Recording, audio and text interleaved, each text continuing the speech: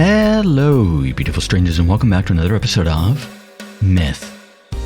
When last we left off, Shimon, I believe, declared this to be a pointless. So, there's that. And, well, Meto has become a little bit aware. And another shadow that we met, one that we've heard the name of, we've even seen stuff from her perspective, one Yuri Yamagami, has become completely aware. So that's very interesting. At least I think so, and I hope you do too. But let's get back into it, shall we?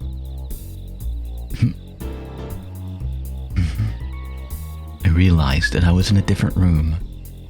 I gazed at the hanging scroll in disbelief before looking at my surroundings. It looked no different from the room I was just in.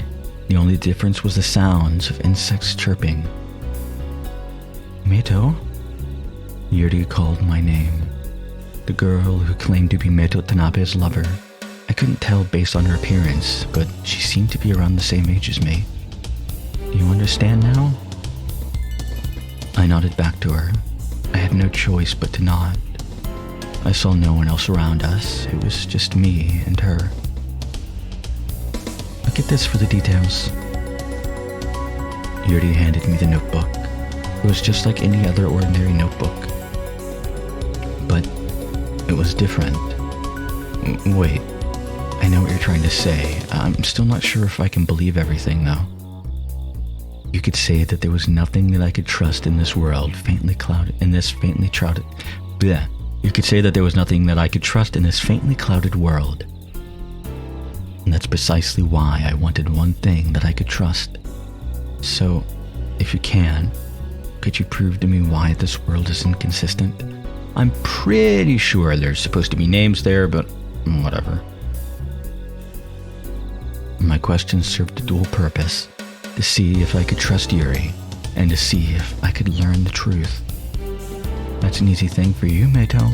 Like, for example, why do the people have no shadows? Yuri continued after she made it seem like it was no big deal. All objects must possess a shadow. It's physically and artificially possible for one to lose that shadow. That was common sense in my world. Please tell me what is common sense in your world. You must have learned something if you were a student. She made me curious about something else. I couldn't recall a single thing about the classes I took in school. All I could remember was my bored classmates and the classroom itself. That was it, though. I couldn't remember the faces or the details of the classroom. Can you explain why you don't have shadows? I can, rather easily, in fact. That'd be easier for me. I physically wanted to resist and say otherwise, but I felt odd in doing so. See, you're from another world. You're not just a character in a book. I wanted to laugh it off. Yuri's identification, Shimon's sudden change, and the immediate coming of night. All of that made me realize that I couldn't.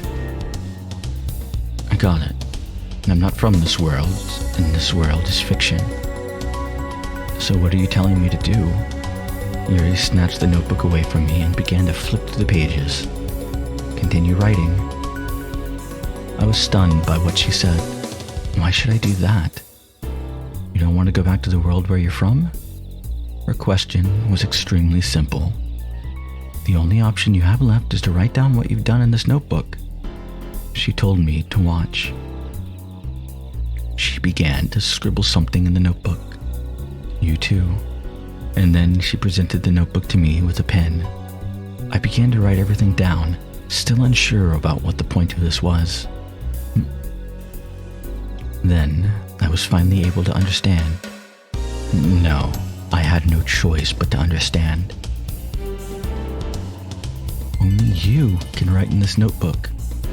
That expression came off as robotic as the chirping of the sounds of the insects outside. The moment I learned of that truth, my chest began to quiver. A flood of emotions began to wash away my consciousness, and my real memories were reborn. Why was I... Even the firm possession of myself was less reliable than I had imagined.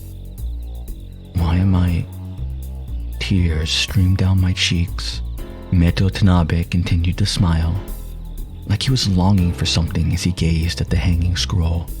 He felt like a mere toy. It hurt. It was sad. Just think of Meto Tanabe as a necessary obstacle in order for you to regain your will. I couldn't tell what expression she had on her face. I could say one thing though. She was in the same situation I was, facing the same problem I was.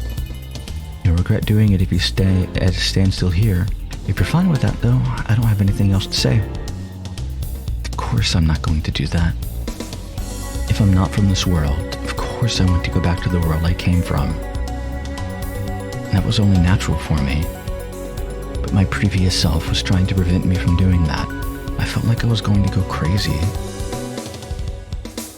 I had no idea what was right and what was wrong. I couldn't make any rational judgment. Still, Shimon's behavior changed, and so did mine. Even explaining those 2 points was likely beyond Yuri, which meant that my worries wouldn't disappear until I acted. Tell me what you think about this world. It's not too late for me to start writing in a notebook after you do that, right? Guaranteeing that was the sole rational decision I could make at the time. Sure. What I want to know is, what should we do from now on? That's a difficult question to answer. She hesitated for a moment. The reason for that is because it's difficult to tell what our enemy's objective is. Without that, I can't make any accurate predictions. She added, however, the world won't suddenly disappear or anything, no? How do you know that? I'll explain in order. Thanks. Shimon spilled tea in the scenario. Her objective was likely to get the notebook all wet. Yeah. But that didn't happen. To borrow Shimon's words, that means Myth's scenario has gone off track. The scenario was supposed to develop in such a way that the notebook would get wet. She nodded to herself.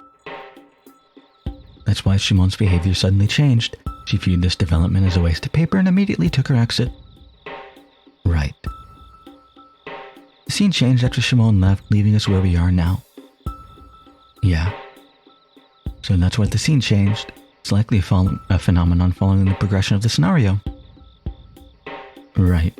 We were likely supposed to act in this room. Shimon might have been writing into that scene as well, or written into that scene as well. Yeah, that means this place is where we were supposed to act out X. However, we haven't done anything of note at all. So, what is this space then? The flow of the scenario is what's important here. That the scenario went off track probably means that Myth, at present, is not following its intended course. And this is information given to us directly by the author, so it's definite. Then, what about right now? That's the important part. In order to speculate what's going to happen after this, we need to determine what the present is. Wait, there's something that I'm curious about. What's that? No matter what the present is, it still means that we've strayed from the scenario's intended course, right? Right. In that case, if I were the author, I would just erase this world without giving us a chance to act. I wouldn't even give us the chance to talk like this. Then I'd return to the first day and make sure that this wouldn't happen again. Exactly. That's why it's unlikely the world would disappear. I still don't get it. The author has yet to do that, despite the fact we've gone off track. Why do you think that is? The author can't control Myth? That's a little off. We're dealing with the author here. Yeah, the author is who's writing Myth's story. So they likely have control over this story. The author must want to erase Myth at present, but they haven't. Why? They can't control Myth's core or something? That's right. Meaning this is a fluid space born from the derailment of the scenario. A world has been created that can be deemed an autonomic myth, one that's not founded on will or the author's will. Autonomic?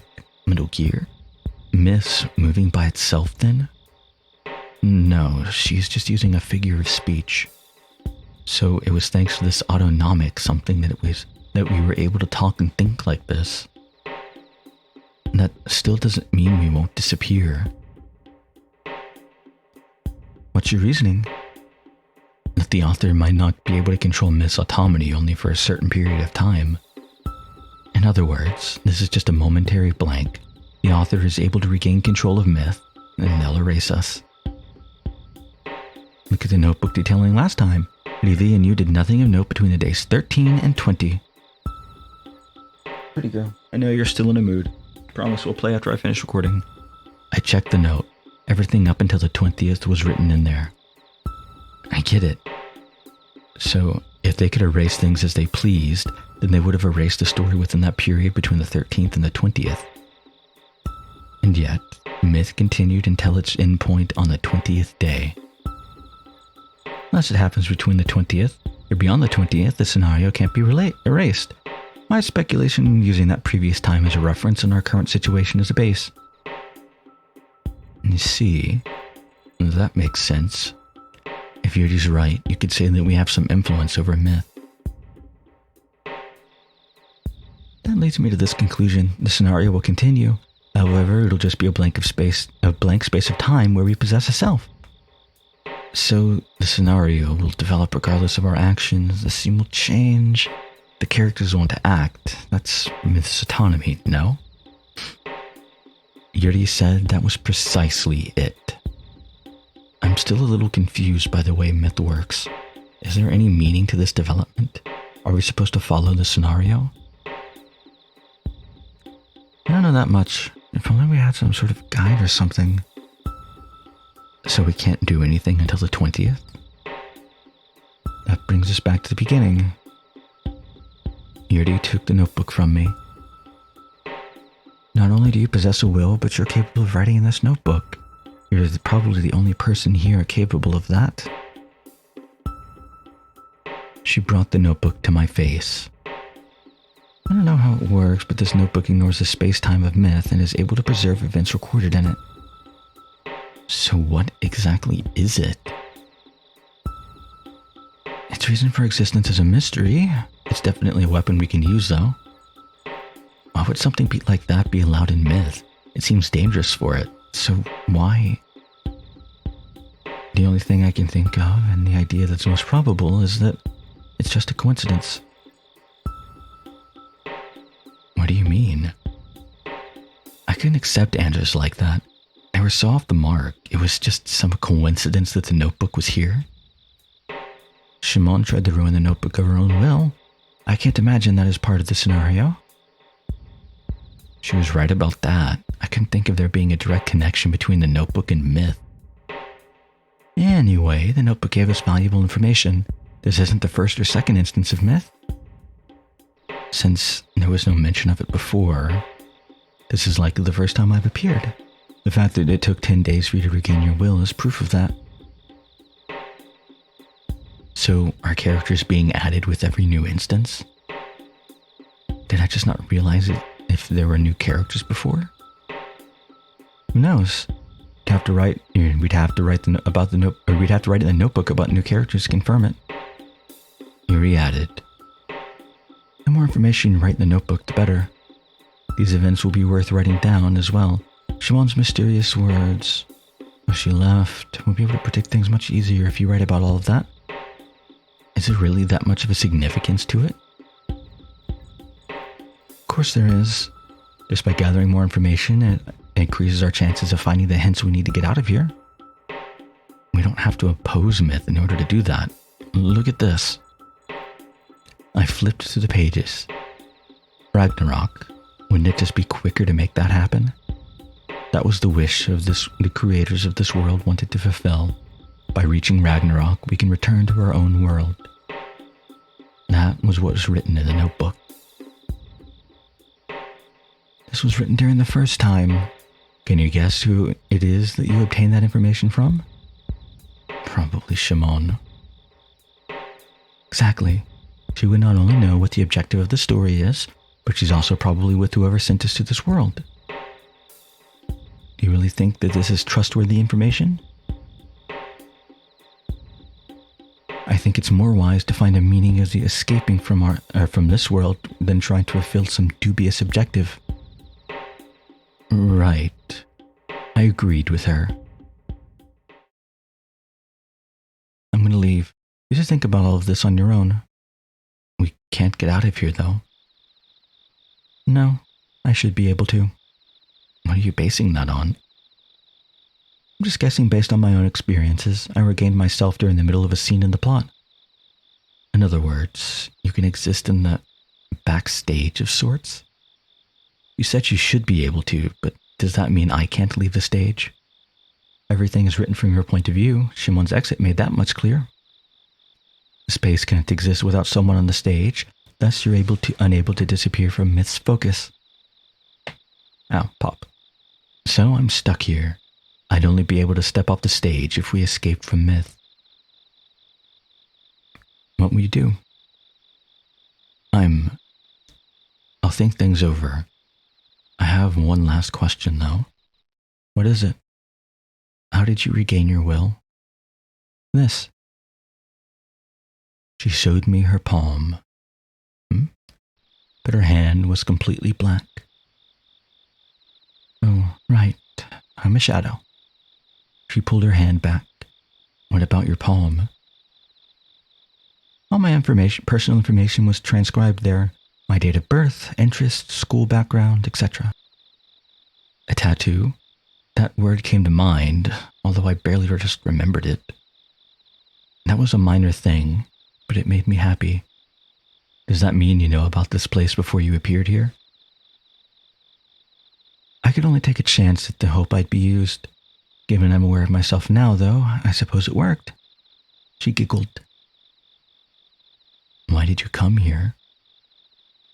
It's not like this is the kind of place you'd want to visit, like an amusement park or something. Plus... No, it's nothing. A particular thought came to mind, that she didn't have that sort of courage. It's up to you to determine what reality is, the present or what just happened earlier. Yuri's entire theory was premised on the idea that this world is fiction. It was convincing, though. If you do believe that this is reality, then please write down what happens in the notebook. It won't be easy. The reality we face is both cruel and extraordinary. She grasped my hand.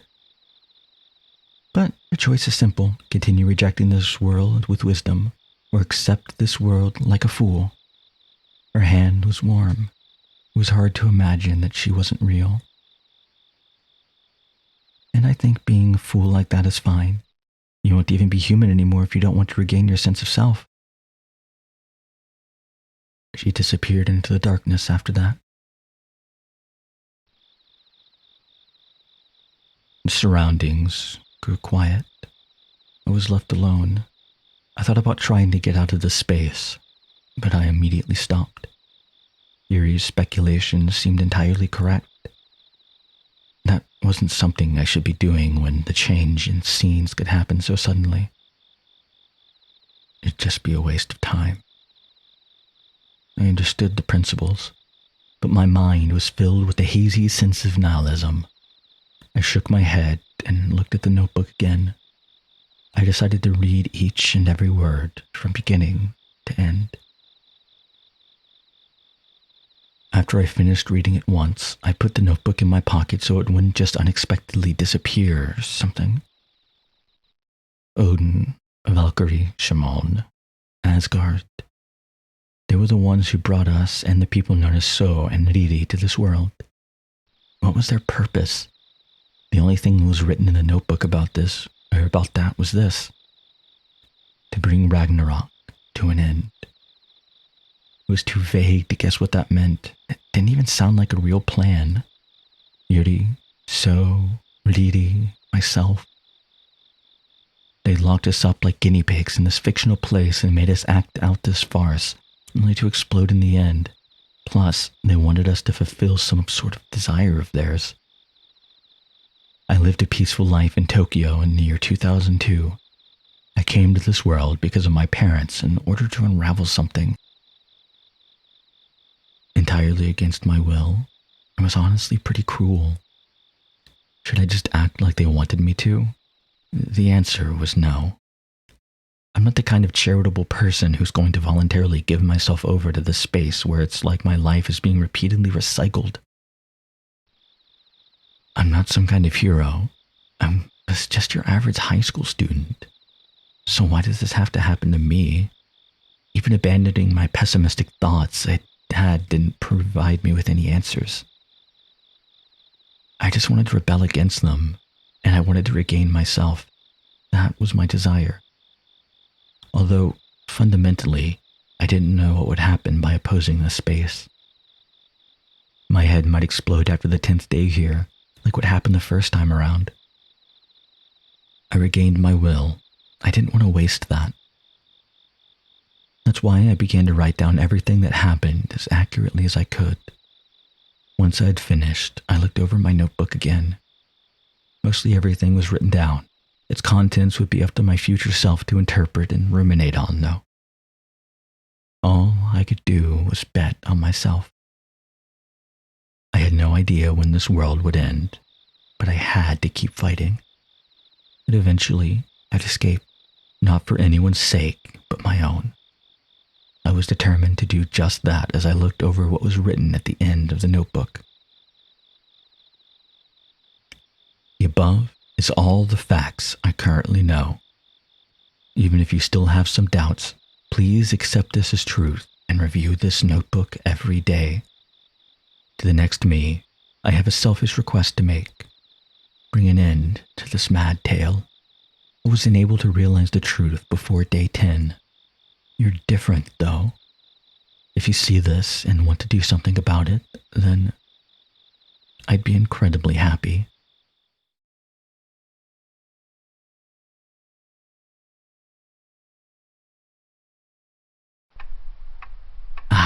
Sign. So, movement 2 meeting.